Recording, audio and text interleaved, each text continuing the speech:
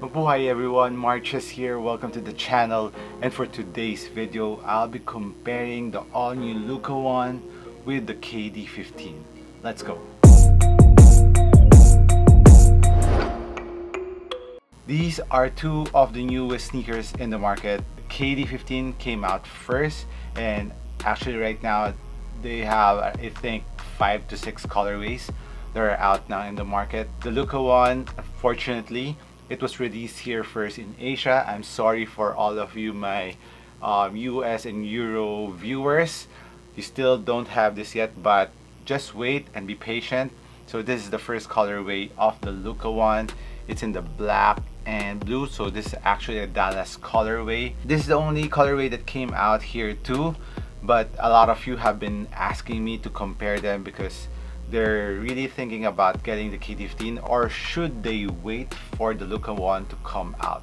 These two signature sneakers from Nike and Jordan brand actually are very solid performers, but there are a lot of things that are quite different between these two. So let's start off first with the uppers of these two. The KD15 features a mesh upper that is dual layer, and the outer layer is a screen mesh, which is very soft to the touch. From the start, you don't need that much break-in time here on the KD15, and the screen mesh goes all around the sneaker, and there's a caging here for extra lateral support and containment, and at the heel part it has this kind of new box suede feel to the material at the heel part of the KD. While on the Luka one, it has this light knit that they're calling. It's actually a fly knit upper with some more reinforcement, and this is actually one of the main difference between the two sneaker, and the flight knit is actually one of the main difference between the two sneaker because you can really feel the support that you'll be getting out of the materials of the Luka one. So if you're someone who really likes extra support in the materials, the lockdown feel of the materials upper will really cage up your foot. I mean, the KD15, don't get me wrong, still has a very nice support on the upper, although it's kind of softer compared to the Luka ones. You will feel the material of the Luka ones kind of hugging your foot more compared to the more comfortable upper of the KD15. The KD15 is one of my favorite sneakers to hoop in right now, but that's a thing to consider. Some people like it to be more comfortable around the upper, while some wants it to be a little bit more supportive. So if you're looking for comfort, the KD15's upper is for you, while this Luka one if you want more support on the upper. These two sneakers have awesome support for the upper, but a little bit more support you will be getting out of the Luka ones, especially around the forefoot part of the sneaker. This area will really hug your foot and really contain your foot when you're doing lateral step, which Luka, as you know, is a big guard. He likes to do side step, Euro step, and he's a big player. He's like 6'8", and he's kinda hefty, so he really needs a lot of support, especially on the upper of his sneakers. But as for the medial part of the Luka, you can see it's made out of a softer mesh here, which you don't need more support there because you're basically more going on the outer or lateral part when you're doing side step or crossovers, so you won't need that much support here. So I think that's a good design on the Lukas. While on the heel part of the Lukas, you can see this plastic piece here on the heel, and that's one thing that you will really feel on the difference between the Luka one and the KD15 is the heel containment. If you are someone who's used to being hugged around the foot really nicely and really containing your heel, and like I've said in my performance review of the Luka, which I'll be putting the link down below, inner heel plate of the Luka is quite large, so it's from the back and it goes to almost around the mid part of the sneaker, so it really contains your foot, which on the KD15 it still has that. But the main difference that you'll be feeling out of the KD15 is because it has a bigger opening around the ankle collar compared to the Luka, which has a more standard opening in the ankle collar, although it is dual layered. But as you can see here in the opening of the Luka, it's smaller compared to the KD15. So the KD15 is something that needs a little getting used to. I know a lot of people have been saying that you might be having heel slippage on the KD15, but for my case, for my experience, I did not have any heel slippage on the KD15, but on the first try, you will feel kind of a little bit new to the size of the collar of the KD15, but once you really lace it up tightly and nicely, my heel was really contained here. There's no heel slippage. And of course, get the right size. Don't forget to always get the right size. Even if you get a wrong size on the Luka, it will have some containment issue, but I know where you're coming from because the Luka has more pronounced Achilles pillows, so it kind of cups your Achilles more. You will feel the material hugging your foot more.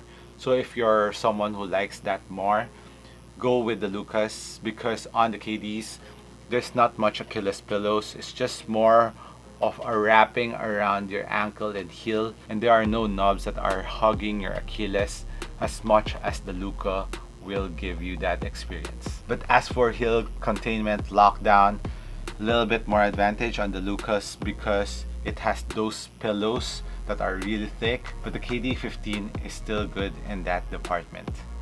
As for ankle protection, I would give it more on the Lukas because on the base of the Lukas, it is lower to the ground and it has a bigger heel cup, and the base of the Luka is more flat compared to the KD15's heel, although they have quite similar width in terms of the heel. Actually, the KD's is a little bit wider in that aspect, but the shape of the KD is rounded just a tad bit compared to the Lukas. But when you're wearing both sneakers, you would feel that the Lukas will give you a better ankle protection since the cushion is lower to the ground. As for the durability of the materials, I would give it to the Luka because it has a thicker flight knit. Although I just saw this, there's some flight knit that's coming out here on top of my Lukas. I think one of my opponents stepped on my shoe and kind of scratched it a bit, but that's just a little thing. But I think in terms of durability, the flight knit is a little bit thicker and it has more fusing around the edges. So I'll still give it to the Lukas to be a little bit more durable in terms of material. For the lacing system of both, it has a traditional lacing system, but what's nice about the KD15 is it has a dual lacing system. As you can see on the first lace loop, it's here connected to the outer part or outer material of the KDs. But on the second layer, you would see it being laced here in the strap. So it's actually a combination of outer and inner lacing, which is really nice on the KDs. But in terms of the fit, I would say they're pretty much equal in terms of the fit, and when you lace it up, you will really feel both sneakers hugging your foot really nicely, and the tongue of both are very comfortable. It's not too thick, it's not too thin, just the right amount. And both have perforated holes. The KD has more perforation and it's up to here, but the Lukas is up to the mid part of the tongue, but still it's quite breathable. But I think the ventilation on the KDs will be a little bit better because it has thinner materials compared to the Luka ones. Now moving on to the cushion part of the two sneakers, the KD15 has a full-length zoom straddle that is encaged in a cushion carrier, while on the Lukas, it has the new Formula 23, this green part from Jordan brand, and it's a full-length Formula 23 that is cupped on a pylon carrier for the Jordan brand, or just your ordinary EVA foam from Jordan brand, but it still feels very plush. It kind of reminds me on the foam of the Jordan Separate.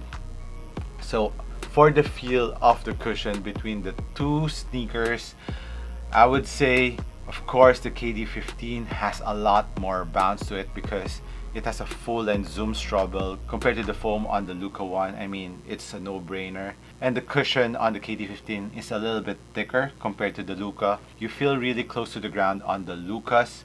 So basically, the feel on both is if you want more bounce, go with the KD15s if you want more bounce, and even the impact protection on the KDs is better on the Lukas.